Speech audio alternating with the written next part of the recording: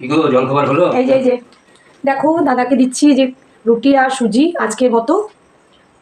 ধরো এই জল খাবার আর কিছু করো না? মানে মিষ্টি বা ঘুগনি কিছু নেই? দেখতে পাচ্ছেন কি অবস্থা, তাই তো এত মানে কাজ করে সংসারে কাজ ছেলে পড়িয়ে ওকে যে আমি সুজি রুটি দিয়েছি এটাতে অসন্তুষ্ট, মানে ওর পছন্দ হচ্ছে না, যে মানে ও আরও কিছু মানে আশা করেছিল।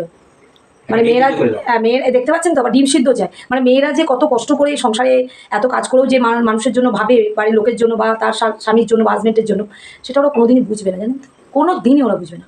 দেখতে পাচ্ছেন কী করছে, আবার ডিম সিদ্ধ করতে হবে এত বেলাতে।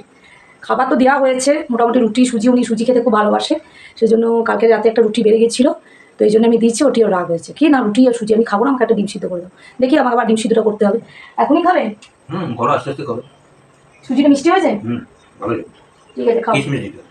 এরপর আবার কিশমিশ দিতে হতে ভাবতে পারছে, মানে কি বলবো, মানে খাওয়াতে বিশাল তরিবত। রান্না ভালো হতে হবে, জলখাবার ভালো হতে হবে, মানে সবটি ভালো চাই, কিন্তু খায় না বেশি। কিন্তু খায় না, কম খাবে। তো যাই হোক, আজকে এটুকুই। আপনাদের সাথে পরে আমি আবার আসছি ফিরে। টাটা।